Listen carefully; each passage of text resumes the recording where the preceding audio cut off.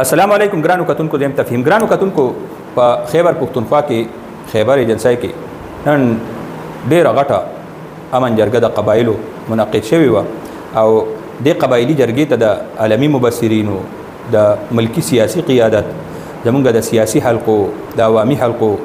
هغه که اپوزیشن کې دي او که په حکومت کې دي د دې ټولو ورته نظر خاص کر اسټیبلیشمنټ د دې په دې باندې نظر ځکه چې قبایل هغه قبایل چې د پاکستان په بقا کې د پاکستان په قیام کې د دې قبایلو ډېر لوی رول دی او دې قبایلو د کشمیر ازادۍ کې لوی کردار ادا کړی دی دا چې کوم موږ سره دی د کشمیر په جنگ کې د دې آبا او اجداد هغه جنګېدلي دا تاریخ چا نه پټ نه دی بیا د قبایلو چې کوم تاریخ دی نو هغه هم دنیا ته مخې ته دی او د انګریز خلاف جنگ کې هم کردار ادا کړی دی بیا د پاکستان قیام نو دغه حواله سره د نړۍ کې د وخت سر نه د دې قبایلی علاقو د دې یو رول دی د دې کردارو وخت سره سره پکې دا قبایلی علاقې په خیبر پښتونخوا کې زم شوي او د انګریز هغه اف سی آر قانون خو ترنه لاړو خو د لاډ میکالې قانون هغه زموږ د ټولو په غاړه کې دی نو موجوده وزیر اعلی خیبر پښتونخوا دی د قبایلی علاقو نه دی او خاص کر د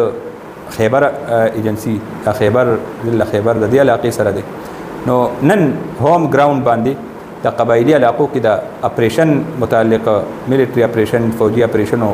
بار حواله سره مشاورتي جرګه قبایلو راغوستې وه مخکې چې څومره جرګې شوي دي ما خپل هم د قبایلي جرګو کې ډېر زیات زه شریک شوی یم د مختلفو سیاسي لیډرانو سره ما کار کړی دی نو نننۍ جرګه او مخکې چې څومره جرګې شوي په دې کې فرق او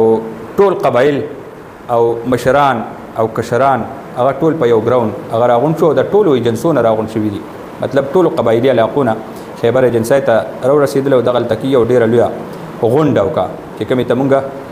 مشاورتي جرګه لا ګرینډ جرګه ویلی شو ټولو قبایلو چې کوم مشرانو نو یو ډېر لوی چې کوم وسیع عریض سټیج نو هغه هم د پنډال په شکل کې ځکه چې قبایل ډېر دي او مشران هم ډېر دي نو هر چا ته هغه ریسپیکټ هغه عزت ملاوېدو دپاره هم ډېر لوی سټیج سجو کړی او بل طرف ته د قبایلي چې کوم نوجوانان دي خلق دي عام ولس نو هغه هم پکې ډېر ګڼ تعداد کې شرکت کړی او دا په دې علاقه کې ټولو نه غټ پروګرام او غټه جرګه هغه منعقد شوې ده قبایلي چې کومه غونډه وشوه جرګه وشوه نو هغه یک نکاتي فیصله هغې باندې اتفاق رایې وکړو چې مونږ د دې پاکستان دپاره د دې ملک دپاره ډېرې قربانیانې ورکړي دي او ډېر څه وخت نه په دې ملک کې لا تعداد اپریشن یې دلته وشو او هر اپریشن نه پس د هغې د کلیرنس حوالې سره باقاعده پریس کانفرنس شوي دي او بیا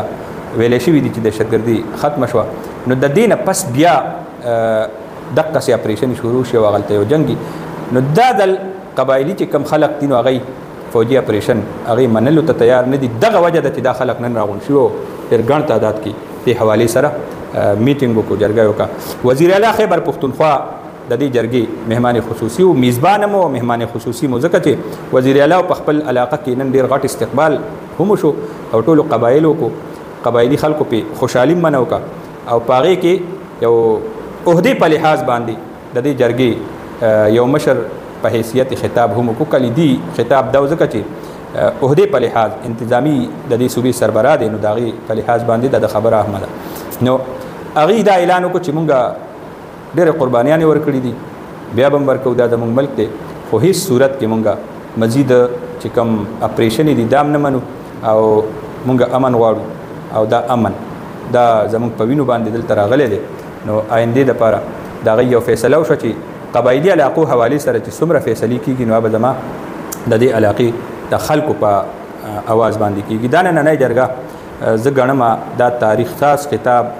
بیا د دې دومره خلکو راغونډه دا راتلونکي وخت لپاره د دې علاقې حوالې سره اهمې فیصلې مخې ته راوړی شي په هر حال ډېر غټ جدوجهد دی او ډېره سخته لار هم ده خو مونږ ګورو چې کومې طریقې سره قبایلي مشرانو سره منځته شوي دي قبایلي علاقو خلک نو هلته کې پکې بیا سیاسي پارټیانې روکې شي او ځکه د قبایلو یو اواز جوړېدو دپاره دغلته به اوس ټول راغونډېږي او یو مشترکه اواز به منځته راولي نو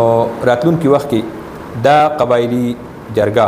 ډېر اهم تبدیلیانې هم منځته راوړی شي په هر حال دا به جدوجهد هم غواړي او دا به اتحاد او اتفاق د قبایلو دا هم غواړي. دا سخته خبره هم ده، سخته لار هم ده، خو ګرانه نه ده. دې کې به مسلې راځي، مشکلات به راځي، په دې به اتفاق رایې د ټولو سیاسي جماعتونو دا هم وي. او دې سره سره به چې کوم اسټابلیشمنټ دی نو د هغې رضامندي هغه به هم غواړي. نو دغې دپاره به اوس راتلونکي وخت کې وزیر اعلی خیبر پښتونخوا